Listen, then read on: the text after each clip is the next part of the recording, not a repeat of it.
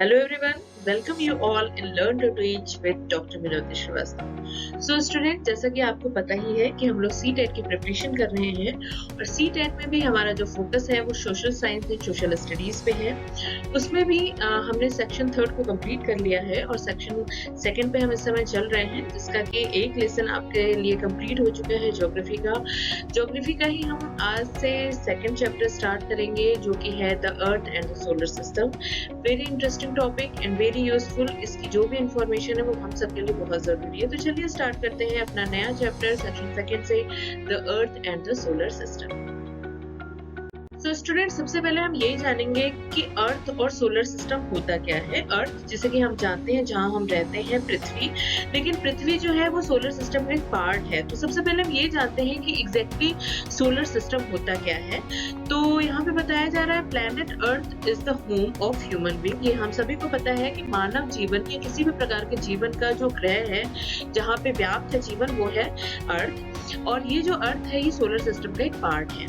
अब solar system में आती क्या क्या चीजें हैं, तो सबसे पहली जो चीज है वो है सन, 8 big planets, several dwarf planets, numerous moons, comets, asteroids and many cloud of gases. अगर इनको हम दूसरे शब्दों में हिंदी में कन्वर्ट करना चाहें तो हमें पता है कि बहुत से धूमकेतु हमें सोलर सिस्टम में देखने को मिलते हैं, छोटे तारे होते हैं, गैस के बादल होते हैं, बहुत से चांद हमें देखने को मिलते हैं। तो ये सारी जितनी भी चीजें हैं, ये सारी चीजें मिलके सोलर सिस्टम का निर्माण करते हैं। और यही जो सोलर सिस्टम है, यहाँ पे बताया जा रहा है लाइक जो सन है, मून है एंड ऑल अदर ऑब्जेक्ट जो कि हमें रात में चमकते हुए दिखते हैं, इन्हें हम आकाशीय वस्तु या आकाशीय बॉडी के नाम से जानते हैं, जिसे कि कैलेस्ट्रियल बॉडी भी हम कहते हैं। यहाँ पे आप देख सकते हो जो सन है, मून है एंड अदर ऑब्जेक्ट जो कि हमें रात में चमकते हुए दिखते हैं, उसे हम कैलेस्ट्रियल बॉडीज कहते हैं। स्टूडेंट, सोलर सिस्टम में ही हमें कुछ और चीजें भी जाननी इस समय जरूरी हैं। तो जो फिक्स पाथ होता है सन, जिसके चारों ओर जितने भी प्लैनेट्स हैं वो मूव करते हैं, उसे हम ऑर्बिट कहते हैं। यहाँ पे बताया जा रहा है fix path that are called orbit around the sun. Sun के चारों तरफ जो प्लैनेट्स घूमते हैं, जिस पाथ पे वो घूमते हैं, उसे ऑर्बिट कहा जाता है। And they prevent these bodies, जिस बॉडीज की अभी हम लोग ने बात करी है, from constant quality and each other. एक दूसरे से टकराने से ये जो फिक्स पाथ है, ऑर्बिट है, इनके जो अलग अलग रास्ते बनाए गए हैं, ये एक दूसरे से इनको टकराने से बचाते हैं। और अगर मैं सन की बात करूं तो यहाँ पे सोलर सिस्टम में बताया जा रहा है सन इज स्टार। जो सूर्य होता है वो एक प्रकार का तारा है, और ये ऐसा तारा है जिसकी खुद की लाइट और हीट होती है, और कांस्टेंट न्यूमरस, इसमें कांस्टेंट लगातार बहुत से फ्यूजन होते रहते हैं, मिक्सचर होता रहता है, रिएक्शन होता रहता है। Hydrogen is converted into helium and vast amount of energy is produce. इसमें लगातार मिक्सचर होता रहता है, हाइड्रोजन जिसमें कन्वर्ट होती है हीलियम में, और वो जो एक तरीके से एनर्जी निकलती है वो इतनी हाई होती है कि उसकी ही हीट, उसकी ही जो चमक है वो हमें सूर्य में देखने को मिलती है। तो ये जो पूरा प्रोसेस है हाइड्रोजन से हीलियम तक का, ये जो पूरा एक तरीके से फ्यूजन होता है, ये कांस्टेंट आपको सूरज में देखने को मिलता है। सो स्टूडेंट, सोलर सिस्टम में जो सबसे इम्पोर्टेंट पार्ट होता है, या एक तरीके से आप कह सकते हैं इम्पोर्टेंट वर्क होता है, वो सन का होता है। तो सन को अभी हमने जाना कि इसका फॉर्मेशन कैसे होता है। सन के बारे में और जानकारी लेते हैं हम यहाँ पे। तो सन जो है नॉर्मली इसको एक burning giant ball of gas के नाम से भी हम जानते हैं। बर्निंग, जलती हुई एक गैस है जो बहुत बड़ी जलती हुई गैसों की बॉल के माध्यम से भी इसको हम जानते हैं। और इसकी जो एज बताई जाती है वो ये बताई जा रही है कि अभी तक जो सन है उसने 4.6 अरब ईयर ये पुराना है, और आगे आने वाले 5 अरब सालों तक इसका जीवन अभी बताया जा रहा है कि इसकी लाइफ आगे आने वाले समय में अभी से लेके 5 अरब साल तक है, जब तक इसकी जो हाइड्रोजन और हीलियम का जो प्रोसेस है वो खत्म नहीं होता है। और जो सन है ये रिस्पॉन्सिबल है keeping the earth and other planet on a fix path. जैसे कि अभी हम लोग ने ऑर्बिट की बात करी, जो फिक्स पाथ है, उस उस ऑर्बिट पे सारे ही ग्रहों को रखने के लिए रिस्पॉन्सिबल आपका सन है। एंड यही जो सन है, इसी के माध्यम से हर प्लैनेट पे अलग अलग सीजन होते हैं, एयर का सर्कुलेशन होता है, एंड ओशियन में जो करंट होता है वो भी सन के ही जरिए होता है। And it gives all the heat and light which is fundamental for life to evolve and survive। ये हमें पता ही है कि सन की जो एनर्जी है उसी के जरिए हम अपने जीवन में आगे बढ़ते हैं, नए नए जो जीव जंतु हैं वो जन्म लेते हैं, वो सरवाइव करते हैं। यहाँ की जितने भी ग्रीन प्लांट्स होते हैं वो भी अपना जो फूड का प्रोसेसिंग होती है वो भी सन की लाइट से ही करते हैं। तो sun is a very important part of solar system. तो इसे आप एक तरीके से मेजर पार्ट कह सकते हो सोलर सिस्टम। तो स्टूडेंट, सोलर सिस्टम का इंट्रोडक्शन और सन के बारे में जानने के बाद अब हम ये जान लेते हैं कि हमारा जो पूरा सोलर सिस्टम है उसमें कितने प्रकार के ग्रह या प्लैनेट व्याप्त हैं। तो ओवरऑल ये आई थिंक आपको भी पता होगा कि हमारे 8 ग्रह हैं जो हमारे सोलर सिस्टम में व्याप्त है, लेकिन उनको भी 2 कैटेगरीज में यहाँ पे बांटा गया है। पहला है जिनकी साइज कम है, जैसे कि स्मॉल रॉकी प्लैनेट्स कहते हैं। दूसरा जो है वो जायंट प्लैनेट है जिनके साइज अपने आप में बहुत ज्यादा बड़े हैं। तो जो स्मॉल रॉकी प्लैनेट्स है उसमें 4 हैं, आपके मरकरी है, अर्थ है, वीनस है एंड मार्स है। जबकि आपके जायंट जो प्लैनेट है उसमें जुपिटर है, सैटर्न है, यूरेनस है एंड नेपच्यून है।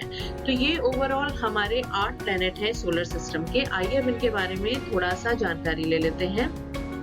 सो स्टूडेंट, अपने सोलर सिस्टम में हम सबसे पहले समझने की कोशिश करेंगे स्मॉल रॉकी प्लैनेट्स में। स्मॉल रॉकी प्लैनेट्स में भी हम सबसे पहले स्टार्ट करते हैं मरकरी से, कि मरकरी जो स्मॉलेस्ट प्लैनेट है हमारे सोलर सिस्टम का। तो सबसे पहले हम मरकरी के बारे में जान लेते हैं। मरकरी जो है स्मॉलेस्ट प्लैनेट है और इसका जो व्यास है यानी कि डायमीटर है वो 4879 किलोमीटर का है। ये जो सन है उसके क्लोजेस्ट है, यानी कि सन से बहुत करीब है। इसकी जो सरफेस है वो रॉकी है और इसीलिए ये काफी गर्म रहता है। ये अर्थ के 88 डेज के करीब लेता है ऑर्बिट पे सन का पूरा चक्कर लगाने में। और इसका जो नाइट का टेम्परेचर है वो लगभग होता है -180 डिग्री सेल्सियस, जबकि जो दिन का टेम्परेचर होता है वो 430 डिग्री सेल्सियस के लगभग रहता है। तो हम देख सकते हैं इसके टेम्परेचर में एक ही दिन में फ्लक्चुएशन बहुत ज्यादा होता है, नाइट और डे के टेम्परेचर में बहुत ज्यादा चेंज हमें देखने को मिलता है। दूसरी तरफ स्टूडेंट हम बात करते हैं नेक्स्ट जो हमारा प्लैनेट है सोलर सिस्टम का, वीनस के बारे में। वीनस का जो डायमीटर है वो है 12,100 किलोमीटर का और इसमें आज की डेट में भी कुछ वॉल्केनोज हैं जो कि स्टिल अलाइव हैं। तो इसमें बहुत से बड़े बड़े वॉल्केनो हमें देखने को मिलते हैं और इसे पूरे सोलर सिस्टम का हॉटेस्ट प्लैनेट के नाम से भी हम जानते हैं, क्योंकि इसका जो टेम्परेचर है वो 462 डिग्री सेल्सियस तक चला जाता है। और जो आपका वेनस है वो 225 अर्थ डे लेता है ऑर्बिट पे सन का पूरा चक्कर लगाने के लिए। और अगर मैं बात करूं तो ये अपने ही फेस पे रोटेट होने के लिए या ओवरऑल घूमने के लिए ये अर्थ का 243 डेज ये लेता है, यानी हमारे अर्थ डेज के अनुसार 243 डेज में ये अपना एक पूरा चक्कर लगा पाता है। और ये ब्राइटेस्ट ऑब्जेक्ट आप कह सकते हो इसको, जो कि रात में हमें सन के बाद स्काई में जो भी ब्राइटेस्ट ऑब्जेक्ट दिखता है वो हमारा वीनस होता है। तो मून के बाद जिसकी चमक हमें अपने आकाश में देखने को मिलती है वो वीनस होती है। तो ये है हमारे 2 स्मॉल रॉकी प्लैनेट। आइए 2 और प्लैनेट के बारे में जान लेते हैं। तो स्टूडेंट, मरकरी एंड वीनस को अच्छे से समझने के बाद अब हम बढ़ते हैं अपने 2 और स्मॉल रॉकी प्लैनेट में, जिसमें कि हम बात करेंगे अब अर्थ के बारे में और मार्स के बारे में। तो अर्थ जिसपे हम रहते हैं हम उसके बारे में कुछ जानकारी ले लेते हैं। तो जो अर्थ प्लैनेट है वो स्लाइटली फ्लैटेंड इसको कहा जाता है, यानी कि इसकी जो साइज है वो थोड़ी चपटी हुई है, एकदम गोल नहीं है। और ये अपने आप में यूनिक प्लैनेट है जहाँ पे लाइफ की कंडीशन हमें देखने को मिलती है, इसीलिए यहाँ पे जीवन कहा जाता है। और इसका जो व्यास है, डायमीटर है, वो है 12,742 किलोमीटर्स और इसमें ग्रेटेस्ट डेंसिटी हमें देखने को मिलती है, यानी कि इसका जो घनत्व है वो काफी ज्यादा है। और एटमॉस्फेयर मेनली जो है आपके अर्थ का, उसमें नाइट्रोजन जो है वो 78% है, जबकि ऑक्सीजन जो है 22% है। अदर जो परसेंटेज है वो अदर गैसों का है। इसका जो टेम्परेचर है बहुत ज़्यादा फ्लक्चुएट नहीं होता है, तो इसमें का जो टेम्परेचर है वो -88 से लेके 58 डिग्री सेल्सियस तक देखने को मिलता है। ये पूरे सोलर सिस्टम में इकलौता ऐसा प्लैनेट है जहाँ पे वाटर के तीनों फॉर्म हमें देखने को मिलते हैं, सॉलिड भी, लिक्विड भी और गैस भी।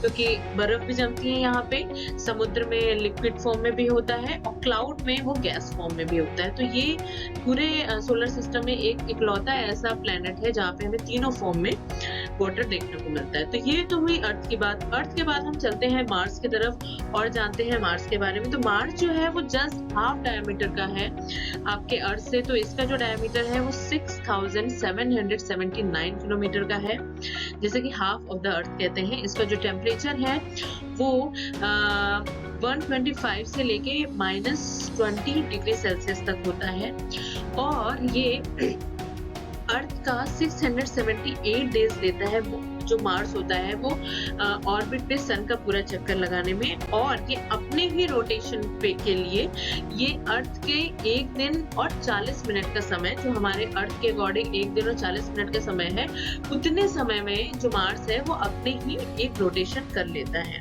और इसे सोलर सिस्टम का रेड प्लैनेट कहा जाता है। रेड प्लैनेट कहने की वजह ये है कि यहाँ पे आयरन जो मिनरल है वो इतना ज्यादा है कि वो जब ऑक्सीडाइज होता है तो उससे रस्ट बनता है, यानी कि उसमें जब जंग लगती है तो जंग का कलर हमें पता है वो रेड हो जाता है। तो वो इतनी ज्यादा मात्रा में होता है कि दूर से देखने पे ये रेड लगता है। तो इसमें आयरन मिनरल बहुत ज्यादा है जिसकी वजह से इसको रेड प्लैनेट कहा जाता है। सो स्टूडेंट, आज हमने ये एक नया चैप्टर सेक्शन 2 का स्टार्ट कर दिया है, the earth and the solar system, जो भी कंप्लीट नहीं हुआ है। इसका एक पार्ट और है जिसमें हम बात करेंगे, जिसमें हम नेक्स्ट 4 अपने प्लैनेट को जानेंगे और साथ ही साथ हम इसके MCQs को सॉल्व कर लेंगे, जिससे हमारा ये चैप्टर कंप्लीट हो जाएगा। तो आप तब तक इसे अच्छे से पढ़िए। फिर भी आपको कोई डाउट है, क्वेरी है रिगार्डिंग दिस पार्ट, तो आप मेरे से पूछिए। और तब तक अपना आप ध्यान रखिए, फैमिली वालों का ध्यान रखिए और अपने टाइम को सही से यूज करते रहिए। Till then take care and bye.